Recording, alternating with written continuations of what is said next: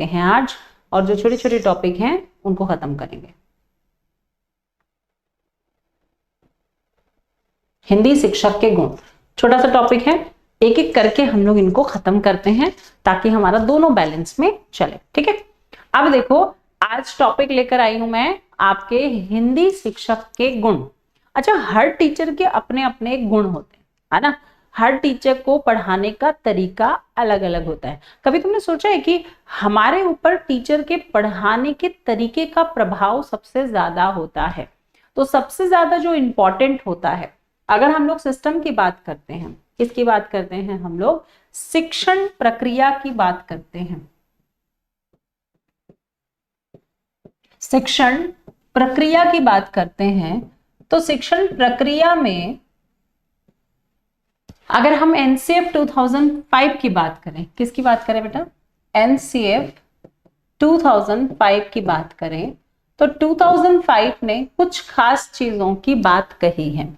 इनमें से सबसे पहला पॉइंट उन्होंने कहा कि जो भी आप अप्रोच यूज करते हैं एनसीएफ 2005 में, हमारी जो शिक्षण करने की प्रक्रिया होगी वो क्या होगी? एनसीएफ कैसा होना चाहिए? हमारा एनसीएफ कैसा है? जो कंस्ट्रक्टिव है, जिसको हिंदी में हम कहते हैं। तो सबसे पहली बात उन्होंने कही कि संरचनात्मक होनी चाहिए। हमारा जो संरचनात्मक उपागम को पालन करने वाला शिक्षण होना चाहिए। तो सबसे पहले एनसीएफ 2005 की ये बात कही गई कि आप जो भी शिक्षण कर रहे हैं या जैसे भी आप पढ़ा रहे हैं, जिस भी तरीके का आपकी शिक्षण की प्रक्रिया है वो आपकी कैसी होनी चाहिए? कंस्ट्रक्टिव अप्रोच पर डिपेंड होनी चाहिए या कंस्ट्रक्टिव अप्रोच को लागू कर कर होनी चाहिए। अब मुद्दा उठता है ये संरचनात्मक उपागम क्या होती है? संरचनात्मक उपागम का मतलब होता है जो कंस्ट्रक्टिव हो, जब बच्चा स्वयं अपने एफर्ट लगाकर किसी चीज को एक्टिवली पार्टिसिपेट कर कर, भाग लेकर किसी काम को करता है और कर कर सीखता है, तो उसको हम लोग कंस्ट्रक्टिव अप्रोच कहते हैं। ठीक है, तो ध्यान रखिएगा कि एनसीएफ में सबसे पहली बात कही गई थी कि टीचर को कैसे अप्रोच को यूज करना है? कंस्ट्रक्टिव अप्रोच को। तो एनसीएफ भी हमारा कैसा है? कंस्ट्रक्टिव है, संरचनात्मक उपागम का पालन करने वाला है। दूसरी बात इन्होंने कही थी कि जो शिक्षक है वो केवल एक सुविधादाता के रूप में है। शिक्षक क्या है? तो दूसरा पॉइंट उन्होंने कहा था कि शिक्षक सुविधादाता, फैसिलिटेटर के रूप में है ना, सुविधा दाता के रूप में है। शिक्षक क्या है? सुविधादाता है, मतलब फैसिलिटेटर के रूप में यूज किया जाएगा। तो टीचर जो भी नॉलेज है या जो भी ज्ञान आप ट्रांसफर करना चाहते हैं या जो भी आप बुद्धि के लिए, शारीरिक के लिए सभी पक्षों का विकास करना चाहते हैं, तो उन पक्षों का विकास करने के लिए सिर्फ और सिर्फ आप एक सुविधा देने वाले क्या है? साधन है। ठीक है, आप अपनी मर्जी चलाने वाले नहीं हैं। तो शिक्षण प्रक्रिया जो है वो त्रिध्रुवीय प्रक्रिया है, जिसमें टीचर, स्टूडेंट और करिकुलम तीनों पर डिपेंडेबल होगा हमारा शिक्षण प्रक्रिया। ठीक है, Vaishali very good afternoon, Ritu, Kartik, आकृति, दिव्या, सुखविंदर, सबको गुड मॉर्निंग बच्चा, सुमन वेरी गुड मॉर्निंग।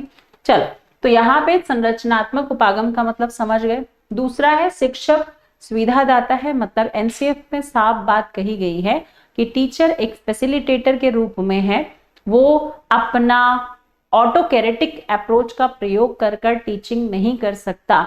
ऑटोकैरेटिक का मतलब होता है जहां पर हम क्या करते हैं?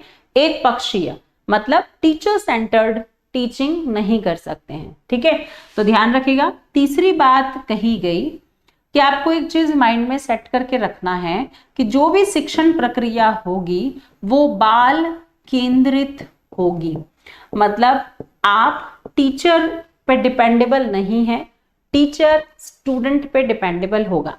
जो भी पढ़ाए, जैसा भी पढ़ाए, जिस तरीके का भी पढ़ाए, जहां भी पढ़ाए, वो सब अकॉर्डिंग टू चाइल्ड होगा।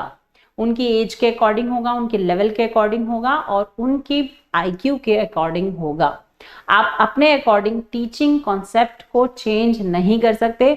आप व्यक्तिगत विभिन्नता का ध्यान में रखते हुए, तो चौथा पॉइंट कहा गया व्यक्तिगत, इंडिविजुअल डिफरेंसेस, व्यक्तिगत विभिन्नता का ध्यान में रखते हुए शिक्षण प्रक्रिया करेंगे।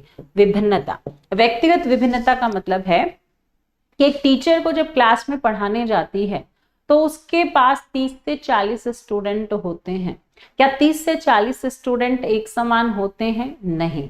इसलिए आपको ध्यान रखना है कि उस 30 से 40 स्टूडेंट के अकॉर्डिंग, उनके माइंड के अकॉर्डिंग, उनके लेवल के अकॉर्डिंग आपके पढ़ाने का स्तर निम्न से उच्च की तरफ होना चाहिए, ताकि निम्न वालों को भी समझ जाए और जो बहुत ज्यादा इंटेलिजेंट हैं उनको भी समझ में आए, किसी को भी कठिनाई महसूस ना हो, ना तो होशियार के लिए बहुत ज्यादा बोरियत हो और ना ही निम्न स्तर के बच्चों के लिए ऊपर से जाने वाली चीज होनी चाहिए। हर कॉन्सेप्ट को समझाने के लिए, पढ़ाने के लिए आप टीचिंग एड का इस्तेमाल करें।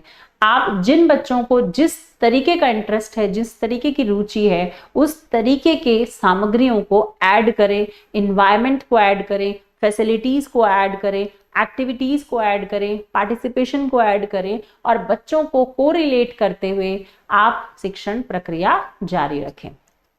ठीक है, तो व्यक्तिगत विभिन्नता का खास आपको ध्यान रखना है।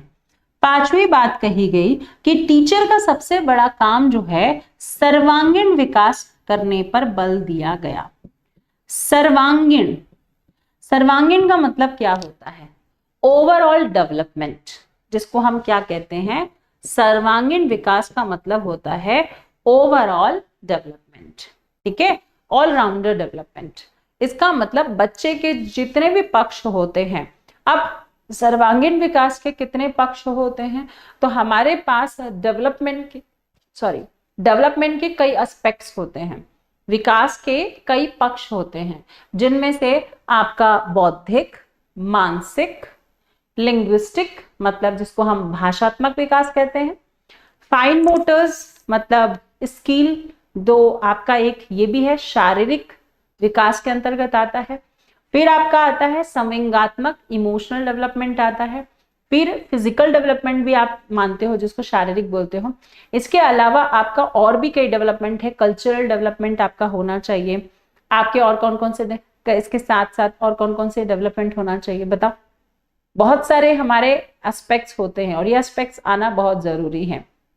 तो सबसे पहले आर्थिक, राजनीतिक इसमें नहीं आता, बट सोशल डेवलपमेंट आता है, मेंटल डेवलपमेंट आता है, जिसको कॉग्निटिव भी कह सकते हो, है ना, इंटेलिजेंट, बौद्धिक विकास आता है, शारीरिक विकास आता है, भाषा, है ना, आपको लिंग्विस्टिक डेवलपमेंट आपको ध्यान रखना है, तो भाषा विकास पे, संवेगात्मक पे, सांस्कृतिक विकास पे भी आपको खास ध्यान रखना है। तो ये सारे जो हैं एस्पेक्ट्स हैं जिनको टीचर को मद्देनजर रखकर अपनी शिक्षण प्रक्रिया को बनाना पड़ेगा, ताकि बच्चे के किसी एक पक्ष का विकास कर कर हम उसका सर्वांगीण विकास नहीं कर सकते।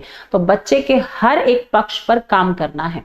आपको बच्चे के सभी पक्षों का तालमेल बनाकर अपना क्या बनाना है, अपना एक चार्ट, एक अपना टाइम टेबल बनाना है, ताकि आप हर किस्म के बच्चे को पार्टिसिपेट करवा सको, हर बच्चे के सभी पक्षों पर बराबर काम कर सको, ताकि कोई भी बच्चा किसी भी विकास से क्या ना रहे, रहित ना रहे। ठीक है, तो आपको सर्वांगीण विकास पर भी काम करना है, ओवरऑल डेवलपमेंट पे। छठवां पॉइंट, प्रगतिशील शिक्षा पे आपको काम करना है। प्रगतिशील शिक्षा, प्रगतिशील शिक्षा का मतलब होता है, जिसका मतलब होता है प्रोग्रेसिव एजुकेशन। प्रोग्रेसिव एजुकेशन का मतलब होता है कि टीचर का अब क्या काम है कि आपको प्रोग्रेस करना है। इसको एक सिंपल लैंग्वेज में मैं आपको बताती हूँ।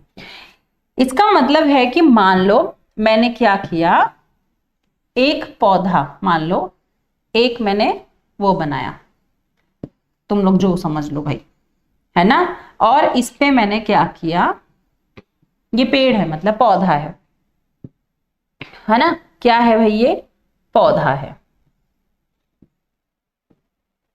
है ना, ये हमारा पौधा है। समझ गए तुम लोग? अब मैंने ये पौधा बना दिया। अब ये जो पौधा है ये खास क्या है, इस पे क्या ध्यान देना है ना, इसको डेकोरेट कर देते हैं थोड़ा सा। अब तुम्हें बड़ा अच्छा लगेगा, है ना। अब इसको समझो, अब मैं क्या कहना चाह रही हूं। ये पौधा जो है ना, ये क्या है, हमारा बच्चा है, स्टूडेंट है। प्रोग्रेसिव एजुकेशन क्या है उसको समझा रही हूं। ये क्या है, हमारा पौधा बच्चा है। और इसको, बच्चे को किस किस की जरूरत है, अच्छा पौधे को क्या क्या चीज की जरूरत है। मैं तुम्हारे घर में पेड़ उगाओगे, तुम पौधा उगाओगे तो क्या क्या दोगे उससे, समय पे पानी दोगे, धूप की जरूरत है उसको, हवा की जरूरत है उसको, खाद की जरूरत है उसको, मिट्टी की जरूरत है उसको, और कीटनाशक चीजों की भी जरूरत हो जाती है, कभी कभी कीड़े खा जाते हैं, गाय भैंस से भी बचाना होता है ना। तो पूरी सारी चीजों का ध्यान होना, प्रॉपर कटिंग होना समय समय पर, है ना। ज्यादा तेज धूप है तो उससे भी बचाना उसको, ज्यादा खाद भी नहीं दे सकते, कम खाद भी नहीं दे सकते, सब चीजें क्या होना चाहिए, लेवल में होना चाहिए। सेम ये बच्चा है। अब मैं चाहूं तो 2 दिन में किसी पेड़ को यूं पकड़ के खींच के लंबा कर सकती हूँ क्या, बताओ? इसका मैं ग्रोथ कर सकती हूँ अपनी मर्जी से। मैं चाहूं तो इसको 2 दिन में बड़ा कर सकती हूँ, महीना में बड़ा कर सकती हूँ क्या? नहीं कर सकती ना। प्रोग्रेसिव एजुकेशन कहता है कि बच्चा अपने आप प्रोग्रेस करता है। कोई टीचर, दुनिया का कोई माई का लाल बोलते हैं ना, कोई दुनिया का आदमी किसी भी बच्चे को जबरदस्ती खींच के बड़ा नहीं कर सकता। वो अपनी क्षमता, अपनी काबिलियत, अपनी योग्यता और अपने दम पर ग्रोथ करता है। पेड़ को सिर्फ और सिर्फ हम क्या कर सकते हैं, फैसिलिटीज दे सकते हैं, टीचर एज अ फैसिलिटेटर। बच्चे को हम क्या देंगे, पानी देंगे, खाद देंगे। अब ये पानी खाद क्या है, एजुकेशन देंगे, इन्वायरमेंट देंगे, बुक्स देंगे, एक्टिविटीज कराएंगे, उसकी प्रॉब्लम्स को दूर करेंगे, उसको समझेंगे, समय समय पर उसकी नीड के अकॉर्डिंग उसको उतना ही देंगे जितना जरूरत है। ये नहीं कि बच्चे के बुद्धि में नहीं घुस रहा है और आप जबरदस्ती उसे ढोचे जा रहे हो, तो कोई फायदा नहीं है, वो एजुकेशन फेल है। इसीलिए प्रोग्रेसिव एजुकेशन कहता है कि किसी पर जबरदस्ती प्रेशर नहीं करना है, किसी को खींच के ग्रोथ नहीं करना है, उसको फ्री छोड़ो। बट उसकी ग्रोथ में जो जो चीज मदद कर सकती है, इस पेड़ की ग्रोथ के लिए जो जो चीज इसको चाहिए वो हमें देना है। एक बच्चे के विकास के लिए एक स्कूल में क्या क्या चीज होना चाहिए, एक टीचर को क्या क्या चीज देना चाहिए, उसे एक अच्छी एजुकेशन देना चाहिए, अच्छी किताब होनी चाहिए, अच्छा इन्वायरमेंट होना चाहिए, हेल्दी इन्वायरमेंट होना चाहिए, हवा, प्रकाश, धूप सब कुछ होना चाहिए, फिजिकल डेवलपमेंट कराना है, मेंटली डेवलपमेंट करवाना है, लिंग्विस्टिक डेवलपमेंट कराना है, संवेगात्मक डेवलपमेंट कराना है। संवेग का सबसे बड़ा एग्जाम्पल अभी तुमने देखा होगा, दीक्षा है कि शिक्षा, वो लड़की जिसका अभी फिलहाल में मर्डर कर दिया है दिल्ली के, बहुत बड़ा केस है। ये क्या है, ये क्यों होता है? ये इसलिए होता है कि जब हम किसी बच्चे को स्टार्टिंग में देख लेते हैं कि भाई इसका जो इमोशन है वो आउट ऑफ कंट्रोल है। क्या होता है कि कभी कभी हम बचपन में ही ऑब्जर्व करने लग जाते हैं माँ बाप कि इसको थोड़ी सी बात पे इतना गुस्सा आता है कि एकदम मारने को उतारू हो जाता है, अपना सर फोड़ लेता है, या सामने वाले को कुछ भी फेंक के मार दिया, चक्कू से मार दिया, है ना, सर फोड़ दिया, पत्थर फेंक के मार दिया। ये छोटे छोटे इमोशंस बच्चे के दिखाई देने लग जाते हैं। जैसे जैसे जैसे जैसे वो ग्रोथ होता है ना, तो उसके लक्षण बढ़ते जाते हैं अगर उसे समय पर कंट्रोल ना किया जाए तो। यही रीजन है कि एक 18 साल का लड़का, 18 साल का लड़का जो अभी दुनिया में कुछ चीज जानता भी नहीं है, उसे कोई सही गलत का भी इतना अच्छा नॉलेज नहीं है, और उस बंदे में इतनी क्रूरता कि उस लड़की को कितनी बेरहमी से मारा है तुमने देखा होगा, क्योंकि उसके इमोशन समय पर कंट्रोल नहीं किए गए। हर इंसान में कमी होती है, हर इंसान में अच्छाई होती है, हर इंसान में बुराई होती है, बट आपका परिवेश, आपका वातावरण, आपके माता पिता, आपके समाज आपको सही और गलत में अंतर करने के लिए इन्वायरमेंट देता है। ये सोसाइटी, जो समाज होता है, ये हमें मजबूर करता है नियमों को पालन करने के लिए। अगर ये सोसाइटी और समाज ना हो तो हमें कोई फर्क नहीं पड़ता, हम कुछ भी कर सकते हैं। कभी तुमने देखा है कि लोकल एरिया में रहने वाला बंदा काफी एटिकेट फॉलो करता है कि नहीं वहां अंकल देख लेंगे, नहीं वो पापा भी जानते हैं, वो चाचा भी जानते हैं, नहीं मैं ऐसे नहीं खड़े हो सकता, नहीं मैं सिगरेट नहीं पी सकता, यहाँ पे नहीं खड़े होऊंगा, नहीं यार मैं यहाँ बात नहीं कर सकता, नहीं यार मैं ऐसे नहीं करूंगा। क्यों? क्योंकि वहां सब जानते हैं, सोसाइटी है, समाज है। तो हम अपने आप डरते हैं और डर से हम लोग कंट्रोल होते हैं।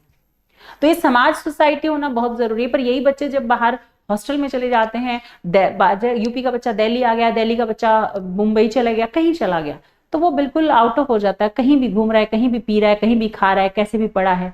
लड़कियां अपने एरिया में थोड़ी लिमिटेड कपड़े पहनती हैं, उनको पता है हाँ चाचा है, ताऊ है, सलीके से रहती है। वही बाहर जाके शॉर्ट्स पहन रही है, कुछ भी पहन रही है। हमें किसका डर है? समाज का। ये समाज का डर बनाना जरूरी है, सोसाइटी का डर बनाना जरूरी है, तभी हम नियमों में रहते हैं। कानून क्यों बनाए गए? कानून हमें डराने के लिए बनाए गए। तुम ऐसा करोगे तो मार खाओगे, जेल में जाओगे। कानून ना बनाए तो कोई डरेगा क्या? नहीं डरेगा, बिल्कुल नहीं डरेगा। तो यहाँ पे ये जो मैं एग्जाम्पल दे रही हूँ इसलिए दे रही हूँ कि हम छोटे से बच्चे की नस को, उसके व्यवहार को बचपन में ही पकड़कर कंट्रोल कर सुधार सकते हैं। अगर छोटा सा बच्चा चोरी करते दिख रहा है ना, झूठ बोलते दिख रहा है, तो माता पिता अगर ऑब्जर्व कर ले रहे हैं, भाई बंधु ऑब्जर्व कर ले रहे हैं, दादा दादी, नाना नानी, चाचा चाची, कोई ऑब्जर्व कर रहा है कि बच्चा झूठ बोलना सीख रहा है, झूठ बोल रहा है, तो उसको उसकी अहमियत बताओ, उसके डिमेरिट्स बताओ, मेरिट्स बताओ, उसके लाभ नुकसान बताओ, उसके साथ उस पर डिस्कस करो कि बेटा इतनी छोटी सी बात के लिए क्या था, तुम सच बोल देते तो क्या हो जाता? कुछ नहीं होता, पर तुम्हारी रिस्पेक्ट बढ़ जाती। अब तुमने झूठ बोला तो तुम्हारे लिए रिस्पेक्ट घट जाएगी, तुम्हें सब झूठा बोलने लग जाएंगे। तो उनसे डिस्कस करो, उनसे बातें करो। ये काम है टीचर का। इसको बोलते हैं इन्वायरमेंट। कीड़े से भी तो बचाना है ना इस पेड़ को, है ना, गाय भैंस से भी तो बचाना है, जंगली जानवरों से बचाना है। तो वैसे ही एक बच्चे को बुरी आदतों से भी बचाना है, बुरे लोगों की संगतों से भी बचाना है, बुरी चीजों को देखने से भी बचाना है ना। क्यों बैड टच और गुड टच बताते हैं? क्यों? क्योंकि इस पेड़ को बुरी चीजों से बचाना है, तो भी बच्चे को भी तो बचाना है ना। तो प्रोग्रेसिव एजुकेशन क्या होता है कि किसी को जबरदस्ती खींचतान के बड़ा नहीं कर सकते, वो अपनी क्षमता के आधार पर ही बड़ा होगा। बट उस क्षमता के आधार पर बढ़ाने के लिए उसे जो जो रिक्वायरमेंट है, जो जो चीज चाहिए, वो हम देंगे। कौन? Teacher, as a facilitator. ठीक है, तो समय पे उसको गाइडेंस चाहिए, काउंसलिंग चाहिए। इसीलिए तो हर स्कूल में एक काउंसलर ऐड किया गया है, जिसको क्या कहा जाता है ना, जो साइकोलॉजी में एक्सपर्ट होते हैं उनका एक काउंसलर होता है। ठीक है, वो काउंसलर जो होता है वो इन्हीं पॉइंट्स पे डिस्कस करता है। अग्रेसिव होना, झूठ बोलना, चोरी करना, ऐसी चीजें जो बच्चों में देखी जाती है, मार पिटाई करना, है ना, आवारागर्दी करना, भाई जो भी है, छोटी बचपन में ऐसी उल्टी सीधी हरकतें करना, उनको ऑब्जर्व किया जाता है और उन पे काम किया जाता है। तो प्रोग्रेसिव एजुकेशन का मतलब है कि बच्चों पर कंट्रोल करना नहीं, बच्चों को सही गलत में अंतर सिखाना, उन्हें ऐसा एनवायरनमेंट क्रिएट करना, उन्हें फैसिलिटीज देना, उन्हें सुविधाएं देना, उन्हें समय समय पर जो उनको आवश्यकता है वो चीज उनको देना, ताकि उनका ग्रोथ प्रॉपर हो सके, जितनी उनकी होनी चाहिए। अब मैं गुलाब के पेड़ को बरगद नहीं बना सकती और बरगद का पेड़ गुलाब नहीं हो सकता।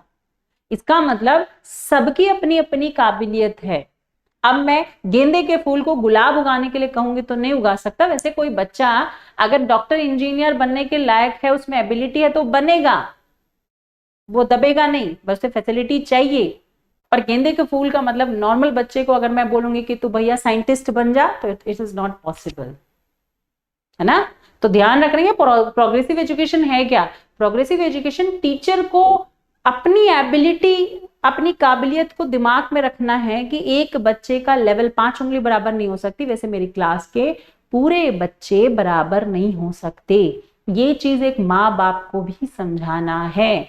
जो माँ बाप अपने बच्चे को कंपैरिजन करते हैं दूसरे बच्चों से, ये सबसे बड़ा नेगेटिव पॉइंट है अपने बच्चों के लिए। आप अपने बच्चे को इतना कॉन्फिडेंट दें, इतना प्यार दें, इतनी रिस्पेक्ट दें कि बच्चे में अपने आप बिल्ड हो जाए कि मैं अच्छा हूं, मैं अच्छा करूंगा, पर आप जैसे कंपैरिजन करते हो आप खुद ही बोल रहे हो तू अच्छा नहीं है, तू अच्छा नहीं पढ़ता, तू बुरा है। तो बच्चा अपने आप को अच्छा नहीं बनाने की कोशिश कर रहा है। बच्चे के दिमाग में तो सुबह से ले शाम तक आप ये बोले तू पढ़ता नहीं है, तू गधा है, तू अच्छा नहीं है, तेरे को बोलना नहीं आता, तेरे को लिखना नहीं आता। तो बच्चा कंपैरिजन के कारण वो हमेशा अपने आप को नीचे देख रहा हो, नीचे ही जाएगा। पर आप उसको हमेशा क्या बोलो, अच्छा करता है तू, बहुत अच्छा करता है, बहुत बढ़िया करता है। बच्चे के दिमाग में अच्छी अच्छी चीजें आएंगी, अच्छा अच्छा अच्छा अच्छा करके वो अच्छी चीजों की तरफ जाएगा। तो नेगेटिव पॉइंट्स नहीं बोलना है। सेम टीचर को ये चीज ध्यान में रखना है। हर बच्चे की काबिलियत के आधार पे उसे काम देना है, ट्यूशन वर्क देना है, क्लास का काम देना है, एक्स्ट्रा वर्क उतना ही दो जितना में वो कैपेबल है। ये नहीं कि सबको मैं 10 क्वेश्चन याद करने के लिए दे रही हूँ तो भैया सब याद करके आने तो खटिया खड़ी कर दूंगी, तुम्हें हाथ पैर तोड़ दूंगी, वो ट्रिक गई। That is progressive education. Progressive का मतलब है आप अपने अकॉर्डिंग नहीं, बच्चे के अकॉर्डिंग उसका प्रोग्रेस करें। अपने अकॉर्डिंग सिर्फ आपको क्या करना है, एज अ फैसिलिटेटर आप उसको फैसिलिटीज प्रोवाइड करोगे और वो अपने आप ग्रोथ करेगा। अगर बच्चे को पेन दे दोगे तो अपने आप लिखेगा ना, पेन ही नहीं दोगे तो लिखेगा कहां से, उंगली से लिखेगा नहीं ना। अब बच्चे को बोलोगे गेम खेल गेम खेल, खेल खेल खेल खेल के तू बड़े होगा, खेल खेल की तरफ फिजिकल डेवलपमेंट होगा। कोई खिलवाओ तो, कोई टीचिंग तो करो, कोई स्पोर्ट्स तो खेलो। बच्चे को आप बोलोगे बच्चे तू खेलता नहीं है, जाके खेलो ना। माँ बाप में सबसे बड़ी कमी अपने बच्चे को बोलते हैं ये तो दिन भर मोबाइल देखता है, दिन भर टीवी देखता है। तुम क्या करते हो? क्या तुम टाइम देते हो? क्या तुम उसके साथ खेलते हो? क्या तुम उसके साथ ऐसा क्या करते हो कि बच्चे को लगेगा कि मुझे टीवी मोबाइल छोड़ के ये काम करना चाहिए? तो ये टीचर को पता होना चाहिए, पेरेंट्स को कन्विंस करने की क्षमता होनी चाहिए, गाइडलाइन देने की क्षमता होनी चाहिए। बच्चे में कमी आ रही तो क्यों आ रही है? 6 घंटा स्कूल में रहता है और कितना वो 12-18 घंटे तो तुम्हारे साथ रहता है वो, तो तुम्हारा इफेक्ट ज्यादा दिखेगा ना। तो 6 घंटे में तो हम जितना कर सकते हैं उतना ही तो करेंगे ना। तो इसीलिए दो का तालमेल होता है, परिवार और स्कूल। स्कूल जो भी गाइडलाइन देता है उसको फैमिली को अप्लाई करना जरूरी है। तभी तो पीटीएम जैसा कॉन्सेप्ट रखा गया है कि हम बच्चों से मिले जुले, उनके माँ बाप से मिले जुले और उनके व्यवहार में चेंजेस देखें। जो घर में गाली गलौज कर रहा है, बदमाशी कर रहा है, जो हर तरह की गंदगी कर रहा है, स्कूल में 6 घंटे में उसको क्या ही परिवर्तन कर दोगे? नहीं ना। तो ध्यान रखिए, प्रोग्रेसिव एजुकेशन ये कहता है कि बच्चा अपने आप प्रोग्रेस करता है, पर फैसिलिटीज, एनवायरनमेंट, उसका ध्यान देना, उसको सही गलत का डिसीजन लेने के लिए हेल्प करना, ये आपका काम है।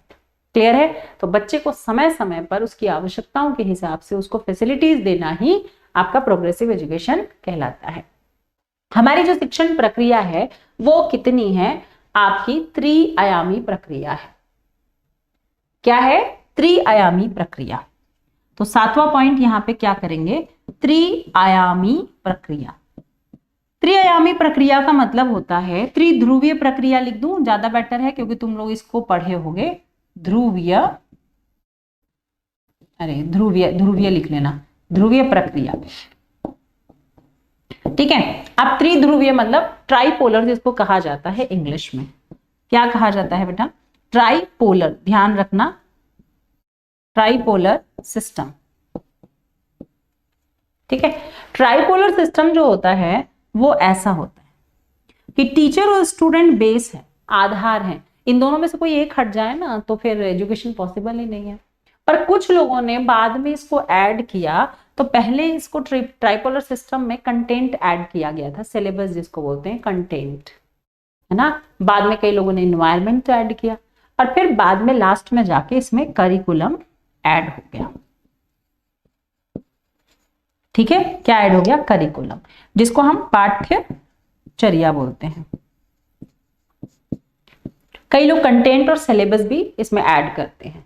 तो 3 ध्रुवीय प्रक्रिया है। टीचर होना चाहिए, स्टूडेंट होना चाहिए। टीचर को पता होना चाहिए क्या पढ़ाना है और स्टूडेंट को पता होना चाहिए क्या पढ़ना है। क्लियर है? तो इन 3 आयामी प्रक्रिया है, ये तीनों के कॉम्बिनेशन से शिक्षण होती है। अब यहाँ पे ये एनसीएफ कह रहा है आपको टीचर को ऐसा होना चाहिए। ठीक है। टीचर में ये से सारी क्वालिटी होनी चाहिए। टीचर को और क्या होना चाहिए? आपको टेक्निक्स का यूज करना चाहिए। 2 चीजें होती हैं, एक होता है टेक्निक्स इन टीचिंग और एक होता है टेक्निक्स ऑफ टीचिंग। शिक्षण में तकनीक, है ना। यहां तक समझ आ गया ना सबको? तो ये सारी चीजें आपको ध्यान में रखना है कि संरचनात्मक उपागम को फॉलो करना है, शिक्षक सिर्फ सुविधादाता है, बाल केंद्रित होना चाहिए, व्यक्तिगत विभिन्नता का ध्यान रखना है, सर्वांगीण विकास होना चाहिए, प्रगतिशील शिक्षा पे ध्यान देना है और त्रिध्रुवीय प्रक्रिया का पालन करना है। ये आपका बेसिक कॉन्सेप्ट है जो एनसीएफ कहता है। और दूसरी चीज कहता है कि जो भी पढ़ाओ, जैसा भी पढ़ाओ, बच्चे की वास्तविक जीवन से, रियल लाइफ से रिलेट कर कर पढ़ाओ। तो आपको ध्यान रखना है। तो क्या कहेंगे इसको, नेक्स्ट जो है, बच्चों के वास्तविक जीवन से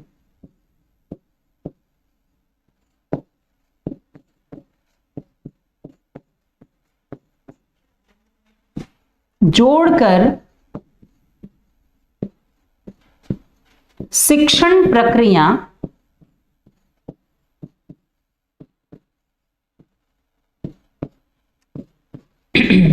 करवाएं।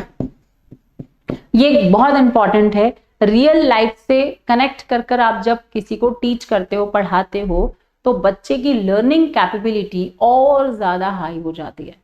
अब मैं तुम्हें एग्जाम्पल वो दूं ना जो तुमने देखा या सुना होगा। वो एग्जाम्पल देने का क्या फायदा है जो तुमने कभी देखा या सुना नहीं है। मैं तुम्हें स्विट्जरलैंड के, अमेरिका के, नेपाल के, भूटान के, है ना, ईरान के, यूक्रेन के एग्जाम्पल दूं? पता है, सुना है, देखा है? नहीं ना, फिर वो तो बच्चे के ऊपर से जाएगा। पर अगर मैं बोलूंगी आस पड़ोस का दूं, वॉलीबॉल का दूं, बास्केट का दूं, टीवी का दूं, गानों का दूं, हाँ मैं ऐश्वर्या राय बताऊं, अम्मी माधुरी दीक्षित बताऊं, तो समझ आएगा बच्चे को। अब भैया मैं जेम्स बॉन्ड के बारे में बताऊं तो क्या पता उसे? नहीं ना। तो आपको रियल लाइफ से कनेक्ट करके बताना है जो बच्चा देखा हुआ है। ड्रैगन फ्रूट पढ़ाऊंगी बच्चे को तो क्या पढ़ पाएगा? D for dragon fruit. A for apple पढ़ाऊंगी तो डी फॉर डॉग पढ़ाऊंगी तो पढ़ जाएगा। क्यों? क्योंकि जानता है, देखा हुआ है। तो ध्यान रखना है, हमें वास्तविक जीवन से जोड़कर पढ़ाना है। ठीक है, ये। और 9वां पॉइंट, आपको शिक्षण अधिगम प्रक्रिया के अंतर्गत सबसे ज्यादा जो इंपॉर्टेंट है वो है आपका शिक्षण सहायक सामग्रियां। शिक्षण सहायक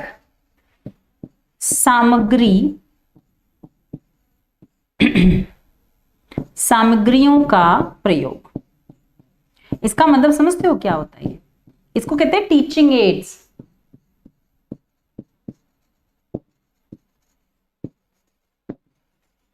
टीचिंग एड्स का मतलब होता है ऐसी चीजें जिनको हम बच्चे को यूज कर कर अपनी टीचिंग प्रोसेस को और इजी कर देते हैं और ज्यादा सरल बना देते हैं। जैसे मैं इस बोर्ड की हेल्प से तुम्हें और अच्छे से एक्सप्लेन कर पा रही हूं कि टीचिंग एड्स क्या होते हैं, है ना। तो कुल मिलाकर हम क्या कहते हैं कि टीचिंग एड्स का मतलब होता है जो बहुत सारी चीजें आपको मदद करती हैं पढ़ाने में। जैसे अब ये चीजें क्या है, एक सेकेंड रुकेंगे क्योंकि मेरा काम है तुम्हें एक एक चीज एक्सप्लेन करना। तो यहाँ पर हिंदी शिक्षक के अगर विशेष गुणों की बात करें तो हिंदी, अब तो ये जो मैंने तुम्हें पढ़ाया है ये तो एनसीएफ ने कहा है कि भैया टीचर में ये गुण होना चाहिए, पर मैं तो हिंदी पैडा पढ़ा रही हूँ, हिंदी के टीचर के गुण पढ़ा रही हूँ, तो हिंदी में क्या क्या होना चाहिए वो जानना जरूरी है। एक बार बताओ मुझे ये समझ आया या नहीं आया? कमेंट करके भी बता दिया करो, मेरे लाल पीलो। मैं इतना एफर्ट लगा के तुमको पढ़ाती हूँ, यही सोच के पढ़ाती हूँ तुमको समझ आए, है ना। बताओ यहाँ तक समझ आया या नहीं आया? राहुल गरम गरम पानी लाना, मेरा गला थोड़ा तकलीफ में है इसलिए थोड़ा सा देखना पड़ता है। बताओ भाई, आ गया समझ में यहाँ तक? चलो भाई, ओके ओके, आ गया। बहुत बढ़िया मैम, बहुत अच्छे से क्लियर हो गया मैम, बहुत बहुत धन्यवाद। पूजा कह रही है, अच्छा पूजा 3 पूजा है यहाँ पे भाई, पूजा मान, ओके मैम आप बहुत अच्छे से एक्सप्लेन करते हो, थैंक यू सो मच। चलो भाई बहुत बढ़िया। कार्तिक कह रहे हैं मैम आप एक बार पढ़ा देते हो तो दिमाग में बैठ जाता है। चलो भाई बहुत बढ़िया, बहुत बहुत अच्छी बात है, इतनी तारीफ करने के लिए थैंक यू सो मच। चलो भाई आगे बढ़े। अब हिंदी शिक्षक के गुण क्या होते हैं उन पे थोड़ी सी चर्चा कर लेते हैं। कि हिंदी शिक्षक में कुछ विशेष गुणों की अपेक्षा की जाती है ना। मतलब कुछ ना कुछ तो उम्मीद करते हैं ना, हिंदी शिक्षक है तो कुछ अच्छे गुण होने चाहिए ना, कुछ उसमें क्वालिटी होनी चाहिए। तो देखेंगे क्योंकि वह भाषा और साहित्य का अध्ययन करवाता है। भाषा और साहित्य एक सामाजिक एवं सांस्कृतिक सरोकार है। वह मानव की अभिव्यक्ति और संप्रेषण का सबसे सशक्त एवं प्रभावी माध्यम है। हिंदी अध्यापक के गुण निम्नलिखित होने चाहिए। हिंदी भाषा का संपूर्ण ज्ञान, भैया हिंदी की शिक्षिका हूं तो संपूर्ण ज्ञान होना चाहिए। अगर हिंदी पढ़ा रही हूं और मुझे हिंदी का नॉलेज ना हो तो क्या टीचर अच्छा कहलाएगा? नहीं ना। तो हिंदी का पूर्ण ज्ञान होना चाहिए। तो हिंदी अध्यापक को हिंदी भाषा का ज्ञान होना चाहिए। हिंदी भाषा के उद्भव एवं विकास तथा हिंदी भाषा के विविध रूपों की जानकारी भली प्रकार से होनी चाहिए। हिंदी भाषा की ध्वनियां, वर्ण व्यवस्था, शब्द संरचना, वाक्य संरचना, व्याकरण के साथ साथ हिंदी ध्वनि एवं लिपि के बदलते हुए स्वरूपों की भी गहन जानकारी और अध्यापक को होनी चाहिए। तो देखो क्या क्या बोल रहा है। उद्भव का मतलब कैसे उद्गम हुआ, कैसे विकास हुआ, उसके विविध रूप क्या क्या है उसकी जानकारी होना चाहिए। हिंदी भाषा की ध्वनियों के बारे में, वर्ण व्यवस्था के बारे में, शब्द संरचना के बारे में, वाक्य संरचना के बारे में जानकारी होनी चाहिए। मतलब संपूर्ण व्याकरण के बारे में जानकारी होना चाहिए। हिंदी ध्वनि और लिपि के बदलते हुए स्वरूपों का भी ज्ञान होना चाहिए।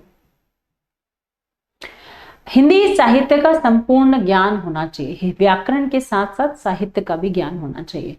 हिंदी साहित्यकार के उद्भव पृष्ठभूमि से लेकर आधुनिक काल सभा प्रवृत्तियों, रचनाकारों, रचनाओं, उनकी रचनागत विशेषताओं, है ना, और तत्कालीन स्थितियों का ज्ञान एवं जीवन से संबंधित जानकारी भी होनी चाहिए। मतलब जो फेमस रचना है, रचनाकार हैं, तुलसीदास हैं, सूरदास हैं, प्रेमचंद जी हैं, है ना, द्विवेदी जी हैं, है ना, इन सब के बारे में नॉलेज होना चाहिए। इनकी कौन कौन सी कृतियां हैं, किसको कौन कौन से पुरस्कार मिले हैं, क्या खास बात थी, क्या सीखने को मिलता है, क्या मोटो था उनका, क्या उद्देश्य था उनके पीछे लिखने के पीछे, ये सारी चीज।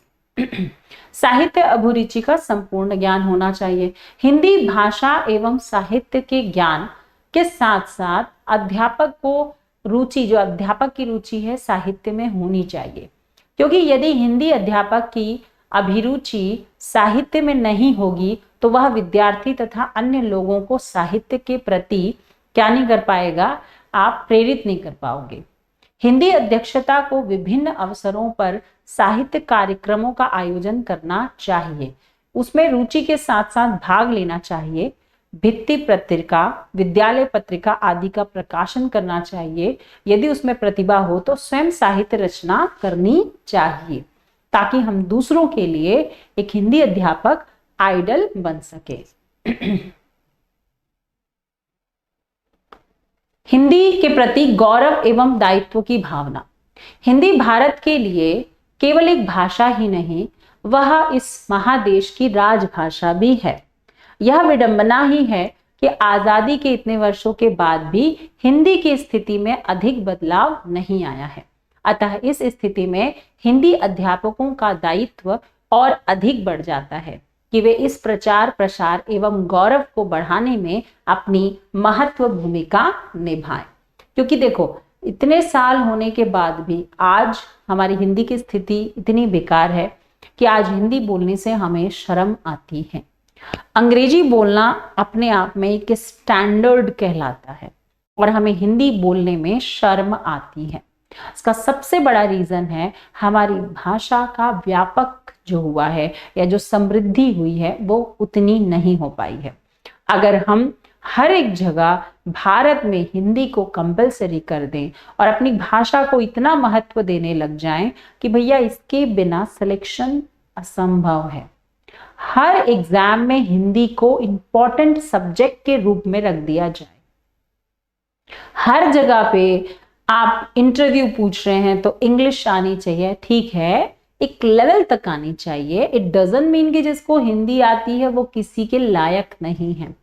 केवीएस एग्जाम में खासकर हमने देखा है कि इंटरव्यू या आईएएस में भी आपने देखा होगा कि इंटरव्यू के दौरान या कोई भी बड़े लेवल के एग्जाम्स जो होते हैं, एनडीए हो गए और भी अदर एग्जाम्स हो गए, तो वो कहते हैं you have to know English, you have to speak English, है ना। इसका मतलब आपको आनी चाहिए या सीखनी पड़ेगी, कंपल्सरी है, चॉइस नहीं है, ऐसा नहीं होना चाहिए।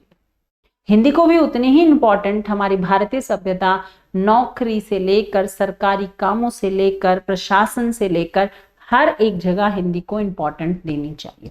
आजकल बच्चे हिंदी की जगह इंग्लिश लिखने में ज्यादा एक्सपर्ट हैं। मोबाइल में भी इंग्लिश में आपका जो होता है, आपके अल्फाबेट्स होते हैं, हिंदी टाइप करने में लोग बचराते हैं। क्यों ना हम हिंदी कन्वर्ट करें, हम हिंदी लिखें, है ना। क्यों हम शोनिज्म में जाते हैं? तो ये कहीं ना कहीं हमारी कमी है। हम अपने आसपास के लोगों को इसके लिए प्रेरित नहीं कर पाते हैं और अंग्रेजी को एक बहुत बड़ी अप्रोच और स्टैंडर्ड के रूप में उसको रखते हैं, जो कि एक बहुत बड़ी कमी है। भाषा शिक्षण की विधियों का ज्ञान, एक टीचर होने के नाते जब मैं क्लास में पढ़ाऊं तो मुझे पता होना चाहिए एज अ टीचर मुझे कौन से टॉपिक को कौन से मेथड से ज्यादा आसानी से समझा पाऊंगी। टीचर पहले से लेसन प्लान तैयार करते हैं, पूर्व पाठ योजना तैयार करते हैं। जब आप पाठ योजना तैयार पहले से कर लेते हैं तो एक समय के अंदर आपका सिलेबस खत्म होता है, चैप्टर खत्म होता है, प्रॉपर टाइम पे आप रिवाइज कर पाते हो, पुनरावृत्ति करवा पाते हो, टेस्ट ले पाते हो। तो अगर आप पहले से प्री प्लान्ड हैं, आपका माइंड सेट है कि कब क्या और कितना कराना है, वो टीचिंग मेथड्स आपको प्री प्लान्ड है, कौन से मेथड से पढ़ाऊं कि बच्चे को कम समय में बिना टाइम वेस्ट किए हुए इजीली समझ आ जाए, तो उसको हम कहते हैं विधियां। तो इन्हें प्राचीन एवं नवीन शिक्षण विधियों का ज्ञान होना चाहिए। इसका मतलब टीचर को अपडेट रहना चाहिए, गतिशील रहना चाहिए। ये नहीं कि आज से, जब मैंने 20 साल पहले ज्वाइन किया था तो मुझे जो मेथड आते थे, जो टेक्निक आती थी, वही मैं अब भी इस्तेमाल करूं। वो एग्जाम्पल मैं तब भी देती थी, अब भी दूं। अपने आप को अपडेट करना। अपडेट का मतलब है according to generation, according to time, according to demand, according to need. आप में अपने आप में मॉडिफाई करना, मेथड्स और टेक्निक में मॉडिफाई करना। पहले हम ब्लैक बोर्ड पर लिखते थे, उससे लिखते थे ना, चौक से लिखते थे, फिर व्हाइट बोर्ड आ गया, अब आपके पास स्मार्ट बोर्ड आ गया, प्रोजेक्टर आ गया, बहुत सारी टेक्नोलॉजी आ गई। आप उनका इस्तेमाल करके क्या कर सकते हैं? टीचिंग कर सकते हैं। तो आपको अपने आप को अपडेट रखना चाहिए। साथ ही साथ समय पर आपके पाठ्यचर्या कार्यक्रमों में भाग लेते रहना चाहिए, ताकि भाषा शिक्षण में होने वाले नूतन माने नए प्रयोगों की जानकारी हो सके। सृजनशील व्यक्तित्व, एक टीचर की सबसे बड़ी क्वालिटी है कि वो क्रिएटिव हो। क्रिएटिव का मतलब होता है कि आप नई क्या कर सकते हैं, नए थॉट्स क्रिएट हो। लाइक आप किसी चीज को पढ़ाने के लिए आप ऐसे क्या टेक्निक यूज करें, क्या आप ऐसा तरीका अपनाएं, या आप ऐसा क्या एफर्ट लगाएं, क्या ऐसी नई चीज ऐड करें कि बच्चे को और ज्यादा इंटरेस्ट क्रिएट हो उसको पढ़ने में। आजकल टीचर्स बहुत रील्स देखते होंगे, सब कोई, है ना, कोई अलग सी चीज नहीं है, रील सब कोई देखते हैं। और रील में आप लोग देखते होंगे कि आजकल टीचर्स जो हैं अपने यूट्यूब चैनल्स बना रहे हैं, रील्स में अपने आप को एक्टिव रख रहे हैं, और उन रील्स में क्या करते हैं, वो आपको शॉर्ट्स नॉलेज देते हैं। ये क्या है, ये क्यों है, ये किस लिए है? इसलिए ताकि हम क्रिएटिव रहें, हम एक्टिव रहें। तो टीचर का सबसे बड़ा काम है कि आप क्रिएटिव रहो, क्रिएट रहो, क्लासरूम को बहुत अट्रैक्टिव बनाओ, बच्चों को क्रिएटिव गेम्स, स्पोर्ट्स, है ना, डिफरेंट टाइप की एक्टिविटीज कराओ, डिफरेंट के चार्ट, पिक्चर्स, है ना, डिफरेंट थिंग्स यूज करो, जिससे बच्चा और इंटरेस्टेड होकर उसको पढ़े। ठीक है, आगे बढ़ते हैं। तो एक सृजनशील व्यक्तित्व ही दूसरों के लिए स्रोत बनता है, मतलब सोर्सेस। साहित्य सृजन के जितने भी आयाम हैं उन सबको उसको परिचित होनी चाहिए, किसी न किसी रूप में अपनी भूमिका उसे निभानी चाहिए। शुद्ध उच्चारण, कई बार क्या होता है कि टीचर आप बन चुके हो बट आपको खुद ही प्रोनाउंसिएशन, उच्चारण शुद्ध नहीं आता है, तो आप दूसरों को कैसे सिखाएंगे? तो एक शिक्षक होने के नाते आपका उच्चारण शुद्ध होना चाहिए। आपको हर एक चीज का उच्चारण, वर्ड में कहां पर रुकना है, कितना तेज बोलना है, कितना धीमे बोलना है, अपने व्यक्तित्व और अपने भाषा को इतना आकर्षित बनाना है कि सामने वाला आपका अनुकरण कर कर आप सीख सके। तो भाषा शिक्षिका या शिक्षक जो भी हो, उनकी खुद की भाषा इतनी नियमित, इतनी सुंदर, इतनी स्थिर होनी चाहिए कि सामने वाले को आराम से समझ आ जाए और सुनने में कैसे लगे, रसावादन, मतलब सुनने में रस की अनुभूति प्राप्त हो। तो हिंदी शिक्षक का उच्चारण शुद्ध होना चाहिए, क्योंकि अगर उसका उच्चारण शुद्ध नहीं होगा तो स्वाभाविक है कि दूसरों का भी उच्चारण गलत होगा। जब मैं ही श को स कहूंगी, त को श कहूंगी, या फिर ड ठ ड ढ को प्रोनाउंस नहीं कर पाऊंगी, अणा को, न को, निया को प्रोनाउंस नहीं कर पाऊंगी, तो क्या होगा? गलत होगा। ठीक है, ऐसे बहुत सारे एक YouTube पे बहुत फेमस टीचर हैं, मैं नाम नहीं लूंगी, बट उनका प्रोनाउंसिएशन श का बिल्कुल गलत है। वो तीनों श को मिक्स कर देती हैं, उनका बिल्कुल गलत प्रोनाउंसिएशन करते हैं वो। तो इस रीजन से उनका जो है एक बहुत गलत इम्पैक्ट पड़ता है। अच्छा पढ़ाती हैं, रिस्पेक्ट करती हूँ, हर टीचर अच्छे होते हैं, बट मुझे ऐसा लगता है कि उन टीचर को अगर वो बैठकर स्थिर रूप से 15 दिन उस पर काम करेंगी तो उनमें सुधार आ जाएगा। ऐसा नहीं है कि असंभव सी चीज है ये। श, स और श बोलने में कोई बहुत परेशानी वाला काम नहीं है। बट आप शिक्षक हैं और आप साल को शाल कह रहे हैं, है ना? मैं एक शाल रहती हूँ, गलत ना? मैं एक साल, है ना? संतोष को संतोष, गलत। तो ये एक बहुत गलत इम्पैक्ट पड़ता है। चल, तो हिंदी शिक्षक का उच्चारण शुद्ध होना चाहिए, क्योंकि अगर उसका उच्चारण शुद्ध नहीं होगा तो स्वाभाविक है कि छात्रों का उच्चारण भी नहीं सुधर पाएगा। हिंदी शिक्षिका को हिंदी की सभी ध्वनियों एवं उनका उच्चारण स्थलों का ज्ञान भी स्थान का होना चाहिए कि कौन सा मूर्धन्य है, कौन सा तालव्य है। सुंदर लेख, शुद्ध एवं सुंदर लेख भी व्यक्ति को प्रतिष्ठा दिलाता है। पता है आप लोगों को कि अच्छी लिखने का तरीका होना बहुत जरूरी है। तो एक शिक्षिका होने के कारण आपका सबसे बड़ा फर्ज बनता है कि आपकी खुद की राइटिंग बहुत सुंदर होनी चाहिए, स्पष्ट होनी चाहिए, सामने वाले को बिल्कुल मोतियों सी नजर आनी चाहिए। तभी तो आप एक अच्छी हिंदी शिक्षिका बन पाएंगे या शिक्षक बन पाएंगे। तो उसका लेख शुद्ध एवं सुंदर होना चाहिए, क्योंकि अध्यापक छात्रों के लिए आदर्श होता है। अगर अध्यापक का लेख शुद्ध एवं सुंदर होगा तो विद्यार्थी भी उसका अनुसरण कर अपने लेख को शुद्ध कर पाएंगे। प्रभावशाली वक्ता, एक शिक्षक होने के नाते सबसे बड़ा काम होता है उसका प्रभावशाली वक्ता होना। वो जब भी बोले, जो भी बोले, जैसा भी बोले, सामने वाले की बुद्धि पर उसकी छाप पड़नी चाहिए। वो इतने नाप तोल कर और स्पष्ट और व्यवस्थित रूप से बोले कि सामने वाले पर बोलने के बाद उसका प्रभाव पूर्ण रूप से पड़े। ठीक है, तो हिंदी अध्यापक को प्रभावशाली वक्ता होना चाहिए। उसे बोलते समय शब्दों के चयन, उनके उच्चारण और प्रस्तुति आदि का पूरा ध्यान होना चाहिए।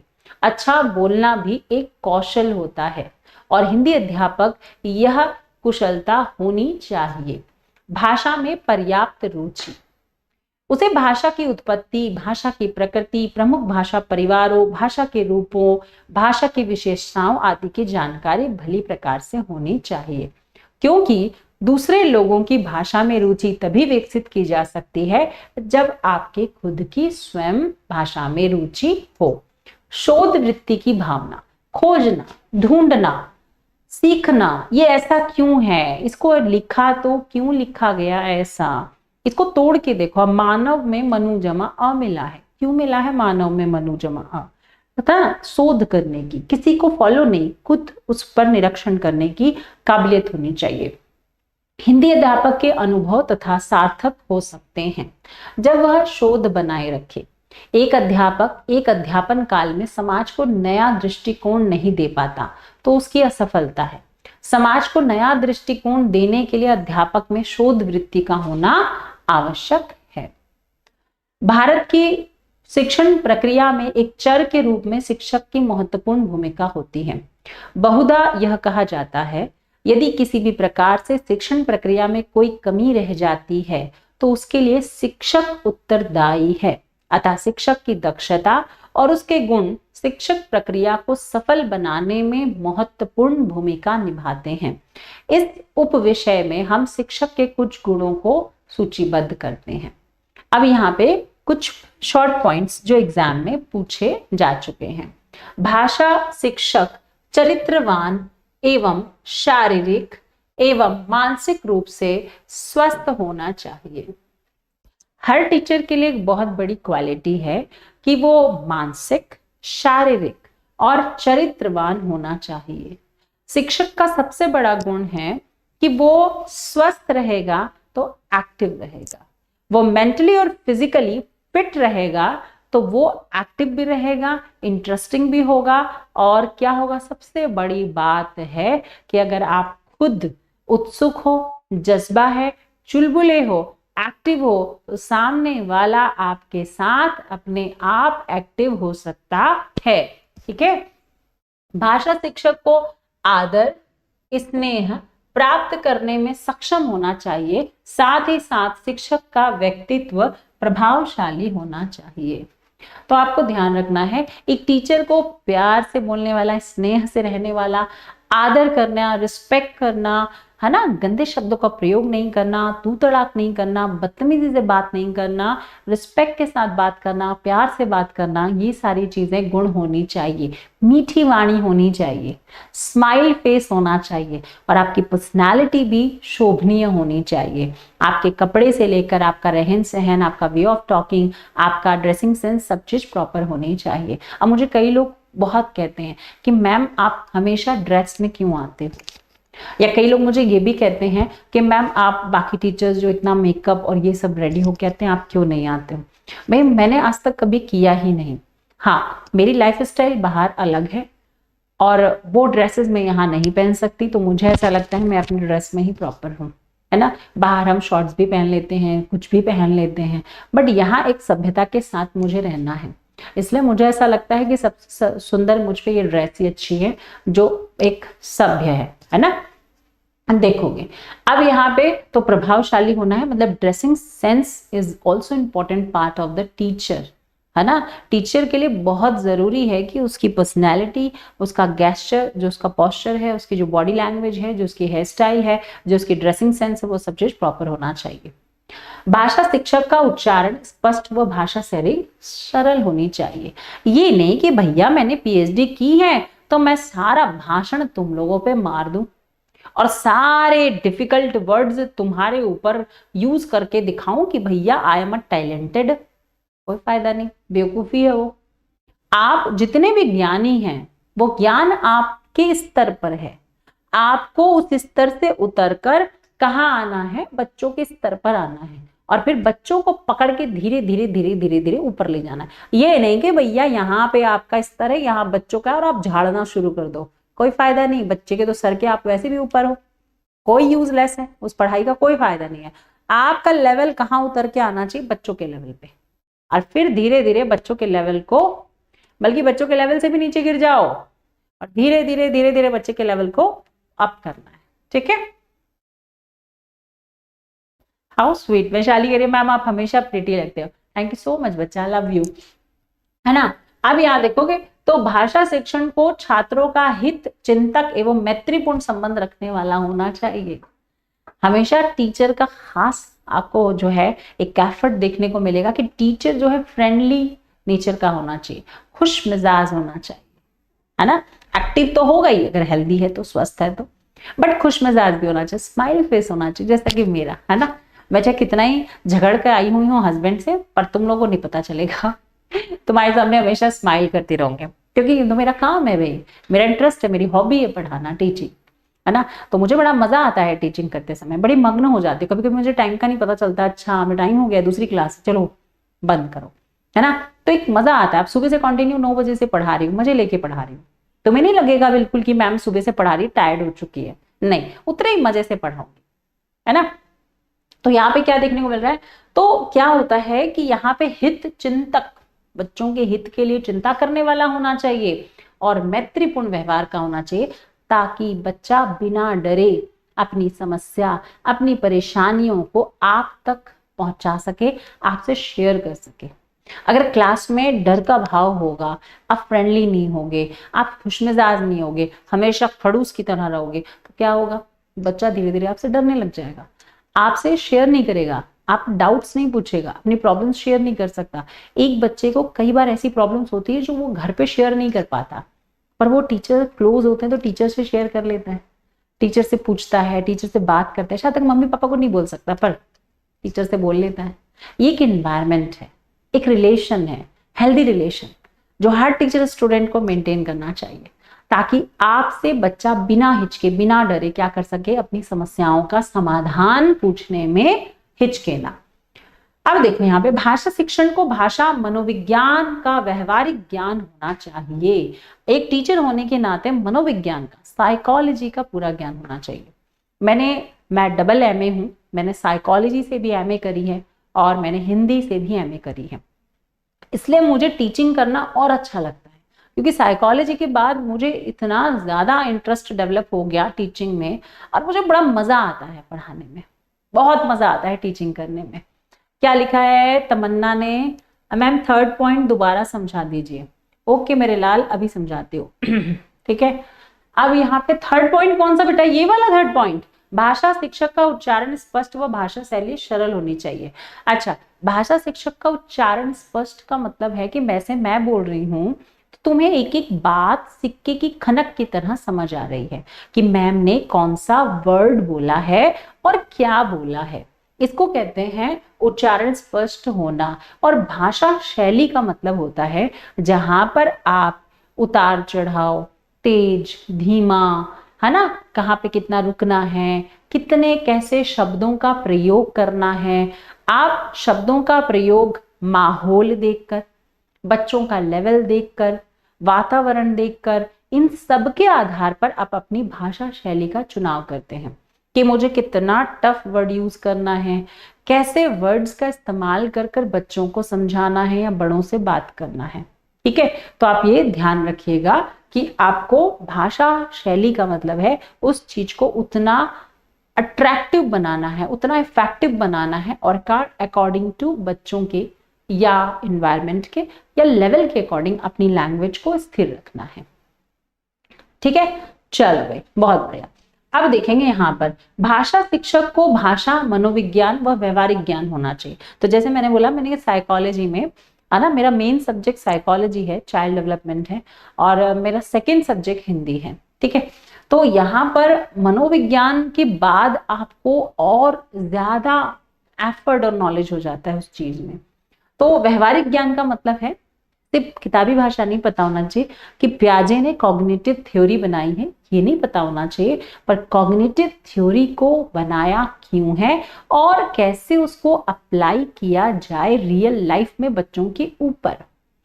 सोशल डेवलपमेंट थ्योरी किसने बनाई है, वागोत्स्की ने बनाई है। बस इतना नॉलेज नहीं होना चाहिए, बट वागोत्स्की ने सोशल डेवलपमेंट थ्योरी क्यों बनाई है, उसको कैसे रियल लाइफ में यूज किया जाए। ब्लूम टेक्सोनॉमी में 3 आपके क्या दिए गए हैं, क्या दिए गए, डोमेन दिए गए हैं, पक्ष दिए गए हैं। उन 3 डोमेन को कैसे हम अपनी एजुकेशन सिस्टम में ऐड करें, अप्लाई करें, वो इफेक्टिव होना चाहिए। तो मेन थिंग इज दैट कि आपको किताबी भाषा से ज्यादा नॉलेज रियल लाइफ में उसको कैसे अप्लाई किया जाए इसका नॉलेज होना चाहिए। ठीक है, ताकि वह बालकों की व्यक्तिगत विभिन्नताओं, इंडिविजुअल डिफरेंसेस, रुचियों, इंटरेस्ट, अभिरुचियों माने वो इंटरेस्ट, योग्यताओं, क्षमताओं को पहचान सके। ठीक है, अगर आपको मनोविज्ञान का ज्ञान होगा तो आप बच्चों के स्तर पर उतरकर उनके इंटरेस्ट को, उनके लेवल को, उनके आईक्यू को, उनकी अभिक्षमता को, है ना, इन सब को देखकर आप क्या करेंगे, अपनी एजुकेशन सिस्टम का लेवल क्रिएट करेंगे। भाषा शिक्षक निष्पक्ष होना चाहिए, पार्शियलिटी नहीं करनी चाहिए एज अ टीचर, और प्रिडिक्शन भी नहीं करना चाहिए हमें। पहले से एक बार बच्चे ने झूठ बोल दिया तो मैं सोचूंगी भैया ये तो झूठा ही है। एक बार बच्चे ने चोरी कर लिया तो मैं नहीं कहूंगी कि भैया ये तो चोरी है। अगर एक बार बच्चे ने 2 नंबर लिया है तो मैं बोलूंगी नहीं ये तो गधा ही है। प्रिडिक्शन नहीं करना चाहिए। आपका काम अब शुरू हुआ है। अगर आप किसी कक्षा में किसी बच्चे में ये प्रॉब्लम देख रहे हैं तो आप समझ जाइए ये आपकी जिम्मेदारी है कि आप उसमें परिवर्तन करें। उससे दूर नहीं हटना है, उसके लिए प्रेडिक्शन माइंड में सेट नहीं करना है, पूर्वानुमान नहीं लगाना है भैया इसने ऐसा किया था ये ऐसा ही है। अब आपकी ड्यूटी शुरू हो गई, अब आपकी रिस्पॉन्सिबिलिटी बन गई कि you have to change him and her. आपको चेंज करना है, आपको मेंटेन करना है। व्हाई, क्यों कर रहा है ये बच्चा ऐसे।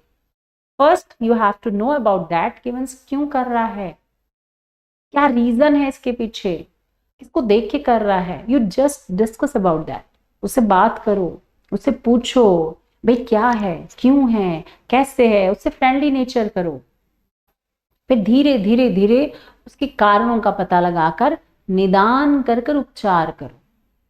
तो आप अगर सोच रहे हो कि किसी बच्चे में कोई समस्या है और उसको आप एक टैग लगा दे रहे हो, आप उसको टैग लगा दिए और छोड़ दिया, आपने कभी जानने की कोशिश नहीं करी कि ये बच्चा ऐसा व्यवहार क्यों कर रहा है।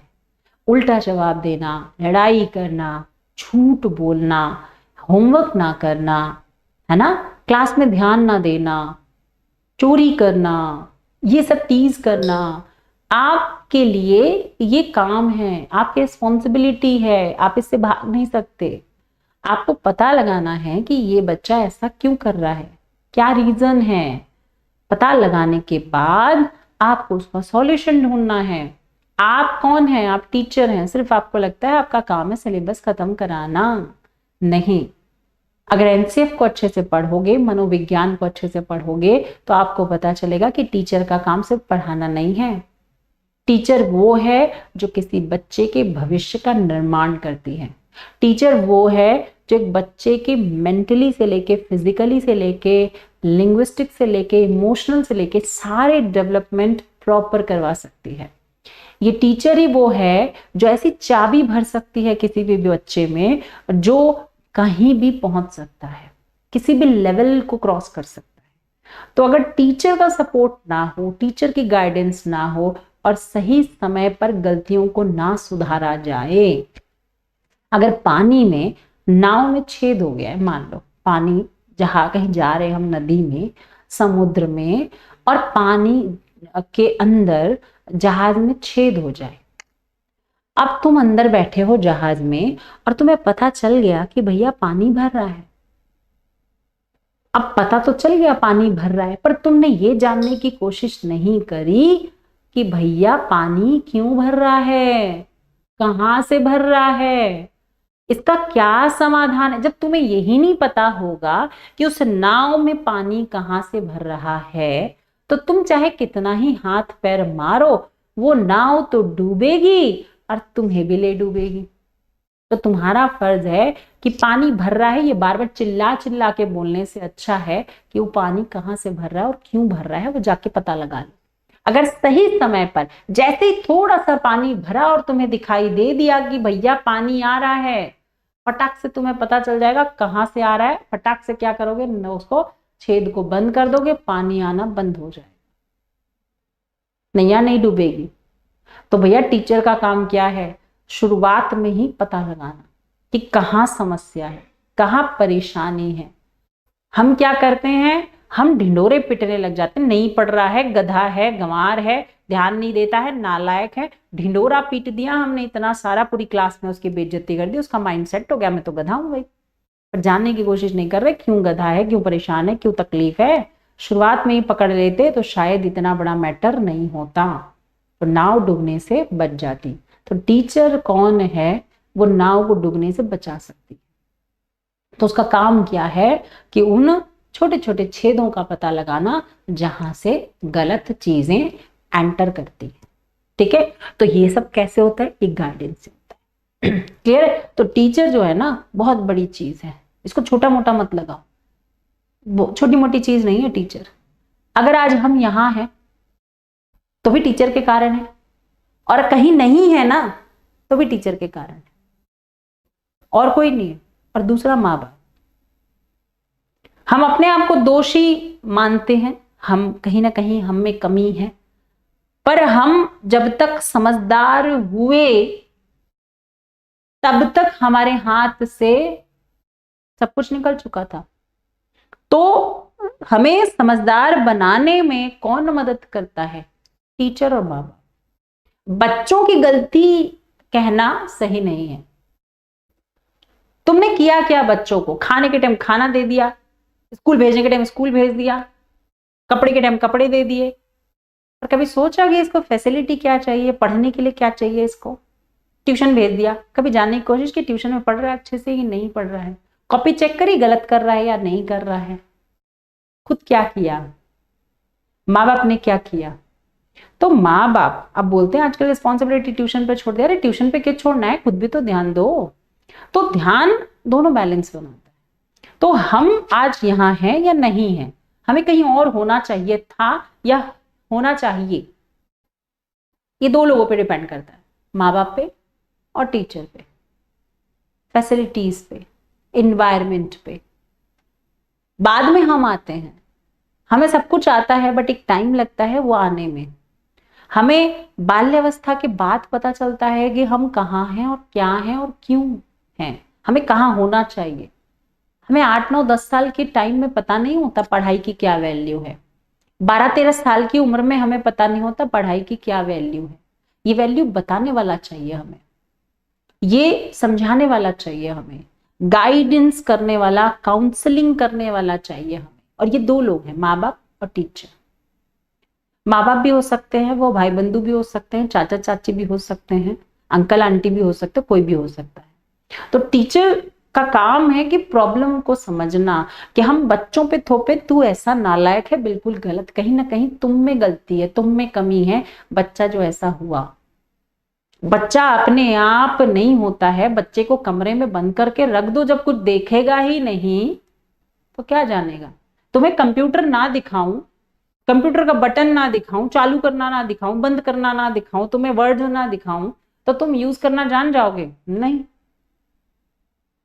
फिर तुम्हारी कमी है, बच्चे में कमी है, बच्चे को तुमने दी कोई फैसिलिटीज। तो ध्यान रखना है, एजुकेशन सिस्टम फेल नहीं है, एजुकेशन सिस्टम में कमियां हैं। उन कमियों को सुधारने के लिए टीचर्स को गाइडलाइंस दी जाती है, एनसीएफ बनाए जाते हैं, न्यू एजुकेशन पॉलिसीज बनाई जाती है कि भैया सुधारो, अपना दिमाग सुधारो, बच्चे को नहीं। जब तुम सुधरोगे तो बच्चे अपने आप सुधर जाएंगे। और हमारे में सबसे बड़ी कमी, हम बच्चे को सुधारने पे तुले रहते हैं, अपने आप को नहीं सुधारते। माँ बाप अपने आप को नहीं सुधारते, बच्चे के पीछे पड़े रहते हैं। अरे भैया पहले अपने आप में चेंजेस लाओ, तब बच्चे में चेंजेस आएगा। तुम उठोगे 9 बजे, बच्चे को उठाओगे 5 बजे। तुम खा के सो रहे हो और बच्चे को बोलोगे वॉक कर, घूम कर, एक्सरसाइज कर। खेलना तुमको नहीं है उनके साथ, और कोई दूसरा बच्चा नहीं है, बाहर जाने देना नहीं है, मोबाइल टीवी तुम देखोगे, यूज तुम करोगे, कहोगे बच्चा देख रहा है। कमियां अपने में है। तो इसीलिए टीचर और पेरेंट्स ये दोनों बच्चों का भविष्य बनाते हैं। तो पहला काम है आप अपने ऊपर लागू करें, टीचर अपने ऊपर लागू करें, अपना पर्सनैलिटी, अपनी वे ऑफ टॉकिंग, अपने मैथड्स, अपना एनवायरनमेंट, अपनी फैसिलिटीज, अपने नॉलेज को बिल्ड करें और फिर बच्चों पे थोपें। ठीक है, तो यहाँ क्या कह रहा है, भाषा शिक्षक का उच्चारण स्पष्ट और भाषा शैली सरल होनी चाहिए। भाषा शिक्षक को छात्रों का हित और मैत्रीपूर्ण संबंध रखना चाहिए। भाषा शिक्षक को भाषा, मनोविज्ञान एवं व्यवहारिक ज्ञान होना चाहिए, ताकि वह बालकों की व्यक्तिगत विभिन्नताओं, रुचियों, अभिव्यक्तियों, योग्यता के आधार पर शिक्षण कार्य कर सके। भाषा शिक्षक निष्पक्ष होना चाहिए, कोई भी अंतर नहीं करना चाहिए, कोई भी डिफ्रेंसिएशन नहीं करना चाहिए। होशियार, गधा, अमीर, गरीब, अच्छा, बुरा, काम कर रहा है तो मेरा चेला है, काम नहीं कर रहा है तो बेकार है, बिल्कुल गलत। भाषा शिक्षक को अपने विषय में दक्ष होना चाहिए। भाषा शिक्षक को अपने में क्या होना चाहिए, दक्ष होना चाहिए। दक्ष का मतलब क्या होता है, दक्ष का मतलब होता है एक्सपर्ट होना चाहिए। ठीक है, चलो भाई आगे बढ़ेंगे। भाषा शिक्षक को धैर्यवान एवं सहनशील होना चाहिए। साथ ही शिक्षक का भाषा शिक्षक, अच्छा इसमें देखो एक बहुत अच्छी बात कर रहा है शिक्षक का गुण कि धैर्यवान और सहनशील होना चाहिए। क्यों होना चाहिए? बहुत सारे टीचर अग्रेसिव हो जाते हैं, दे दनादन दे दनादन, कुट्टो कुट्टो मारो मारो। अरे क्यों मारना चाहिए बच्चे को? क्या बच्चे को अगर समझ है तो वो पढ़ेगा क्यों, तुम्हारे पास क्यों आएगा? तो टीचर का सबसे बड़ा गुण है कि तुम्हें पता है बच्चे को एक बार समझ नहीं आया, फिर समझाया, 2 बार समझाया नहीं समझ आया, 3 बार समझाया नहीं समझ आया, फिर गुस्सा आता है, फिर हम पिटाई कर देते हैं, कहते गधा तेरे को तो समझ नहीं आएगा, चल यहां से भाग। तो ये गलत है, ठीक है। तो भाषा शिक्षक को धैर्यवान एवं सहनशील होना चाहिए। साथ ही साथ शिक्षक को, भाषा शिक्षक को आदर व स्नेह प्राप्त करने में सक्षम होना चाहिए और शिक्षक का व्यक्तित्व प्रभावशाली होना चाहिए। तो हम पढ़ चुके हैं, है ना। दोबारा आ गया क्या ये? हाँ जी, दोबारा। चलो भाई, तो यहां तक हमारे पास धैर्यवान और सहनशील होना चाहिए, ये पॉइंट है, ये डबल रिपीट हो गया है, इसको थोड़ा ध्यान दीजिएगा, ठीक है। तो यहां पर हमने बहुत सारे पॉइंट्स पढ़े। अब बताओ इसमें से कोई डाउट है क्या किसी को, कोई समस्या है क्या किसी को? फटाफट एक बार, यहां तक अगर समझ आ गया है, ये सारे पॉइंट्स आपको समझ आ गए हैं तो बहुत बढ़िया बात है। बताओ ये सारे पॉइंट्स क्लियर हो गए? बताएंगे एक बार।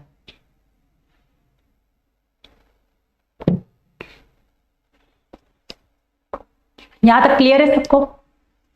कोई डाउट यहां तक? किसी को कोई समस्या, कोई परेशानी, है ना। तो हमने यहां से पूरे टीचर क्वालिटी की बात यहां पर हमने की है। चलो भाई,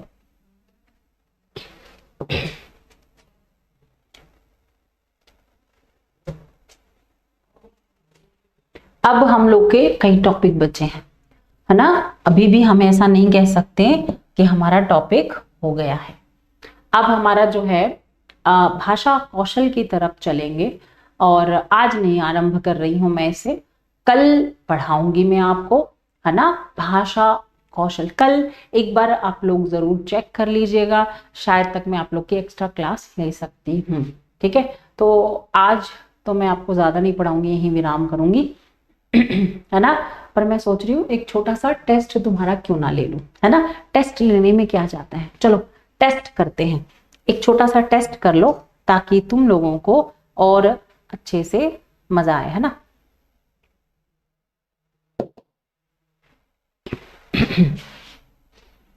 क्योंकि टेस्ट बिना तो मजा नहीं आता, है ना।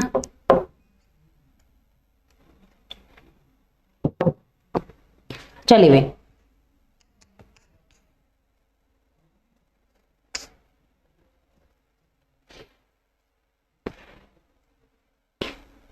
चलो भाई बहुत बढ़िया, सबको क्लियर है, बहुत अच्छी बात है।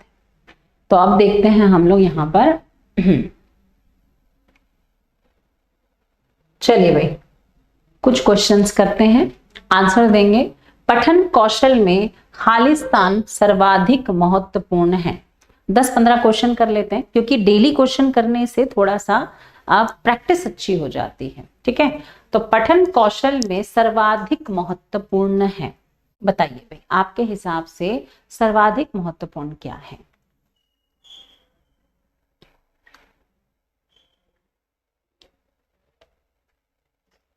भाषा कौशल में सर्वाधिक महत्वपूर्ण क्या है?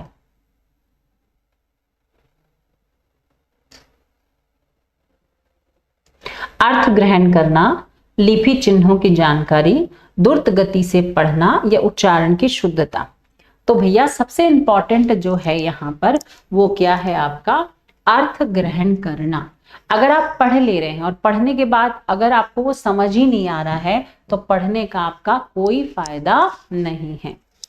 बहुभाषिक कक्षा में शिक्षक में इतनी योग्यता अवश्य हो कि वह सभी बच्चों की मातृभाषाओं की संरचना को जान सके, पाठ्य पुस्तक को जल्दी पूर्ण करा सके, विभिन्न भाषाओं में पाठों की विषय वस्तु का शब्दांश अनुवाद कर सके और सरल प्रश्न पत्र बना सके। तो ध्यान रखिएगा, बहुभाषी कक्षा में आपको देखो पाठ्य पुस्तक को जल्दी पूर्ण करना ये किसी टीचर का ध्येय नहीं होता। समझ आए नहीं, खाली कंप्लीट कर दो। विभिन्न भाषाओं में पाठों की विषय वस्तु का शब्दांश अनुवाद करना वो ट्रांसलेटर थोड़ी है भाई। सरल प्रश्न पत्र बनाना ये तो कभी भी नहीं है। तो सभी बच्चों की मातृभाषा की संरचना को जान सकें। चलिए भाई नेक्स्ट क्वेश्चन। बहुभाषिकता बच्चों की अस्मिता का निर्णय करती है। भाषा की कक्षा में अनेक प्रकार की समस्याएं उत्पन्न करती हैं। अच्छा ये क्वेश्चन हो चुका है ना, हम थोड़ा आगे बढ़े जहां से नहीं हुआ है। ये क्वेश्चन हो चुके हैं क्या, है ना। अच्छा चलो इसका आंसर तो दे देती हूं मैं। तो बच्चों की अस्मिता का निर्णय करती है, भैया किसी की इज्जत बताने के लिए थोड़ी है। भाषा की कक्षा में अनेक प्रकार की समस्याएं उत्पन्न करती है, बिल्कुल गलत। एक अत्यंत जटिल चुनौती है और इसका समाधान संभव है। भाषा नीति बनाने में बहुत बड़ी बाधा है। बाधा नहीं बोल सकते, हाँ देखो चुनौती तो है, पर हर चुनौती का समाधान है, हर समस्या का समाधान है। इसलिए हम किसके साथ जाएंगे, सी के साथ जाएंगे। भाषा में आंकलन करते समय आप किसे सबसे कम महत्व देंगे। कुछ एक आध क्वेश्चन रिपीटेड हो सकते हैं क्योंकि कई बार एग्जाम में रिपीटेड आ रहे हैं। चले भाई, भाषा आंकलन मतलब जब आप टेस्ट लेते हैं हिंदी का, तो आप किसको सबसे कम महत्वपूर्ण मानेंगे। भाषा में आंकलन करते समय आप किसे सबसे कम महत्व देंगे। परिचर्चा, सृजनात्मक लेखन, प्रश्नों के उत्तर लिखना या प्रश्नों का निर्माण करना। भाषा आंकलन करते समय आप किसे सबसे कम महत्व देंगे, बताइए भी। भाषा में आंकलन करते समय आप किसे सबसे कम महत्व देंगे। कम पूछ रहा है तो कम ही ध्यान रखना। भैया जब भाषा का आंकलन कर रहे हैं तो बच्चे प्रश्न निर्माण करने पे क्यों ध्यान देंगे बेटा। प्रश्न निर्माण करना उनका काम थोड़ी है ना। भाषा में आंकलन संभव है। भाषा में आंकलन क्यों संभव है। केवल परीक्षाओं द्वारा, केवल परियोजना कार्य द्वारा, केवल प्रति गतिविधियों द्वारा या सीखने सिखाने की प्रक्रिया के दौरान आंकलन होना चाहिए। जब भी हम लैंग्वेज की बात करते हैं, भाषा की बात करते हैं, तो भाषा का विकास सबसे बड़ा जब उन्हें अवसर दिया जाए बोलने का, है ना। तो सीखने सिखाने की प्रक्रिया के दौरान अवलोकन करना कि भैया बच्चा कितना बोल पा रहा है या कितना नहीं बोल पा रहा है। भाषा शिक्षक का दायित्व है कि, बताइए एज अ टीचर आपकी क्या रिस्पॉन्सिबिलिटी बनती है। सभी बच्चों से समान रूप से प्रश्न पूछें, सभी बच्चों की सहज भाषाई क्षमता को पहचानें, या सभी बच्चों को समान रूप से गृह कार्य दें, या सभी बच्चों में भाषा प्रयोग की एक समान कुशलता करें, विकसित करें। क्या पॉसिबल है कि आप सभी 30 के 40 बच्चों को एक साथ कुशल कर सकते हैं, एक समान। असंभव। क्या सब बच्चों को समान रूप से गृह कार्य देना चाहिए। नहीं, मैंने क्या कहा था, व्यक्तिगत विभिन्नता को मद्देनजर रखकर शिक्षण करना चाहिए। सभी बच्चों की सहज भाषाई क्षमता को पहचाने। तो हमारे पास सबसे बेस्ट ऑप्शन जो है वो आपका बी ऑप्शन होगा। आगे बढ़ेंगे। विद्यालय आने से पूर्व बच्चे भाषा का बिल्कुल भी ज्ञान नहीं रखते, अपनी भाषा में समझने समझाने की कुशलता से लैस होते हैं, या सभी भाषाओं में पूर्ण दक्षता रखते हैं। भाषा के व्याकरण की सचेत समझ रखते हैं। किसके साथ जाएंगे भैया। तो ध्यान रखना है, विद्यालय आने से पूर्व बच्चे जो हैं अपनी भाषा में समझने समझाने के कुशल से लेस का मतलब भरे होते हैं, मतलब जानते हैं। ठीक है, ये क्वेश्चन कई बार पेपरों में आ चुका है। बच्चा स्वाभाविक रूप से अपने घर और समाज के वातावरण से खालिस्तान अर्जित करता है।